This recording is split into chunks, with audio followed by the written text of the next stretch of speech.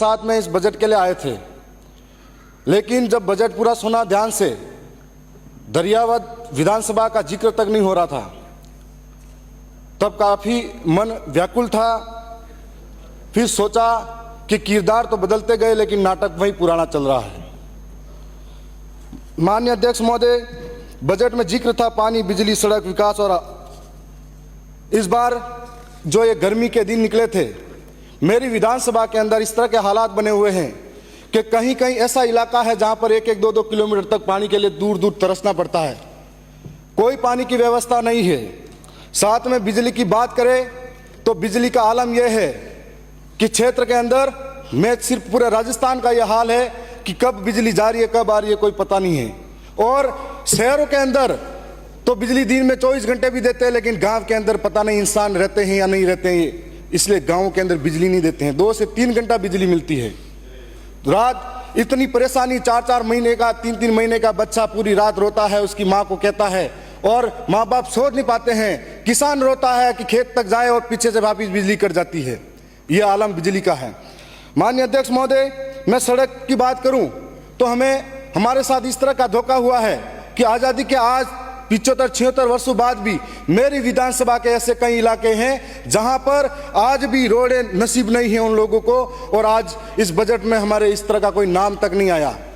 सड़क की बात करें तो बारिश के टाइम पे बहुत सारे गांव ऐसे इलाके में बसते हैं जहां पर अगर पानी आ जाता है, नाला भरा रहता है, तो उसको कोई मरीज बीमार हो जाता है, उसको इंतजार करना पड़ता है कि उस नाले को पार करो, पानी नीचे जाएगा तब। यह हालात बने हुए हैं। और एक विकास के नाम पर आदिवासियों के साथ में बहुत बड़ा धोखा हुआ। मैं बजट के बारे में बड़ी उम्मीदें लेकर बैठा था, न सड़क के लिए, न बिजली के लिए, न पानी के लिए कोई बड़ी व्यवस्था हुई। साथ में मैं कहना चाहूंगा कि माननीय शिक्षा मंत्री जी, ये बहुत बड़ा जिम्मेदारी वाला पद होता है, और उन्होंने बड़े शान से ये कहा कि आदिवासी इनके बाप की औलाद है कि नहीं, इनके डीएनए की जांच करनी चाहिए। तब मैं ये कहना चाहूंगा, ये बजट का पार्ट नहीं। माननीय अध्यक्ष महोदय, बजट का पार्ट नहीं है। बजट पे बोलिए। मैं ये कहना चाहूंगा, माननीय साहब बजट पे बोलिए। मैं बजट पे ही आ रहा हूँ। ये बजट पे नहीं है, आ जाइए, 3 मिनट ही है आपके पास। माननीय अध्यक्ष महोदय, मैं ये कहना चाहूंगा कि एक जिम्मेदारी वाले पद पर उनको आदिवासी अंचल के अंदर शिक्षा की व्यवस्था कैसी है, इस व्यवस्था की तरफ झांकना चाहिए था। हम लोगों ने मांग की थी कि 45-50 किलोमीटर दूर दूर तक मेरे भाई, मेरे जैसे नौजवान, मेरी बहनें जिनके लिए महाविद्यालय नहीं है उस क्षेत्र के अंदर 45-50 किलोमीटर दूर दूर तक महाविद्यालय के लिए जाना पड़ता है। एक महाविद्यालय है जिसके अंदर 80 सीटें हैं, उनको बढ़ाने के लिए मैंने पीजी के लिए बात रखी थी, नहीं कर पाए। और आज ये आलम है कि हम लोग आर्थिक रूप से सक्षम नहीं है। पढ़ने वाला नौजवान प्राइवेट स्कूलों की फीस भरने के लिए अहमदाबाद, बंबई, गुजरात तक मजदूरी करने जाता है।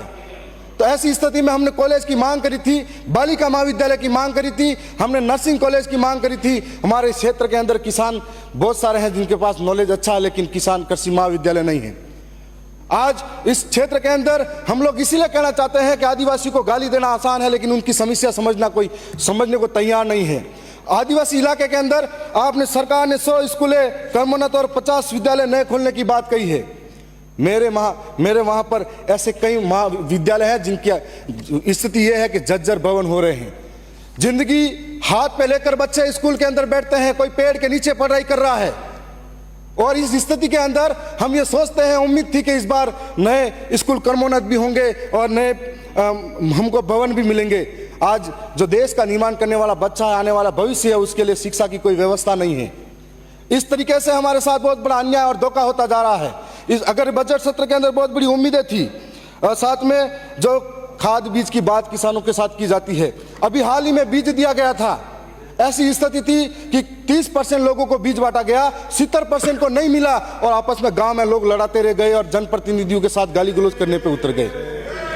हर साल किसानों के साथ में कालाबाजारी होती है खाद के नाम पर, और हर साल खाद के नाम पर कालाबाजारी के अंदर ये जो कंपनियां हैं, इन कंपनियों के मार्फत से किसानों को जो नहीं चाहिए वो भी जबरन थोपा जाता है। साथ साथ में इस तरीके की कंपनियों पे भी कार्रवाई होनी चाहिए। वीको पॉइंट और हमारे क्षेत्र के अंदर 2 बार किसानों ने बड़े आंदोलन इसी वजह से किए थे, और कई किसानों पे मुकदमे हुए थे। हाल ही में एक हमारी ग्राम पंचायत सियार थी, वहां पर लोगों को लगा कि ये निःशुल्क है, बांटने के लिए आया गया है, तो लोग चढ़ गए और लेके चले गए। उनकी स्थिति ऐसी पैदा होगी, सब पे मुकदमे लगे लूट मार के।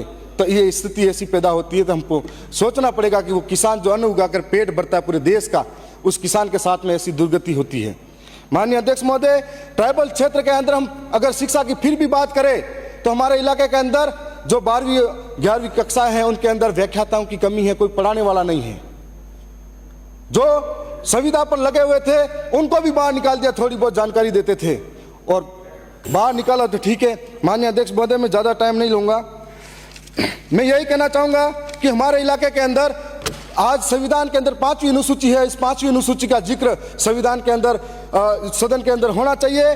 5वीं अनुसूची के अंतर्गत अनुच्छेद 244(1) क और 13(3) क के तहत न लोकसभा न ग्राम सभा सबसे ऊंची, न लोकसभा न विधानसभा सबसे ऊंची ग्राम सभा, ये उसके अंदर लिखा गया है, लेकिन आज उसका अनुपालन नहीं किया जाता है। बुकिया, जगपुरा और हमारे वहाँ पर अभी आमुलवा, राटड़ी, डगोचा, वहाँ पर सोने की खान यूं करके आदिवासी की जमीनें लूटने का कार्य किया जा रहा है।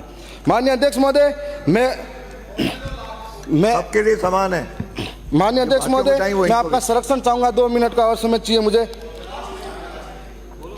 महात्मा गांधी नरेगा कार्य वालों के अंदर लेबर को जो पेमेंट दिया जाता आज कम है। हम लोग दाल, मिर्ची और सारी चीजें महंगी होती जा रही है, तो आज इनके लिए लेबर का पेमेंट जो बढ़ाया जाए और नरेगा के जो मेड है उनके लिए स्थायी पहचान। मैं लास्ट 1-2 लाइनें कह के समाप्त कर रहा हूँ। देखो मुझे कि जनता की आवाज सुनो, जनता है नाराज सुनो, कल तक जो खामोशी थी चीख रही है आज सुनो, क्रांति का आगाज सुनो, गिरने वाली गाज सुनो, सहा बहुत है अब तक हमने बदल रहा अंदाज सुनो, जनता का है राज सुनो, जनता ही सरताज सुनो, बने रहोगे कब तक हमारे जनता की आवाज सुनो। मैं इतना ही कहूंगा। मैं ये कहूंगा कि जब शिक्षा मंत्री डीएनए की बात करते हैं तो इस देश के अंदर हम ये कहना चाहेंगे, सदन की बैठक हम हमारे सोमवार दिनांक 15 जुलाई 2024 के प्रातः 11 बजे तक के लिए स्थगित की जाती है।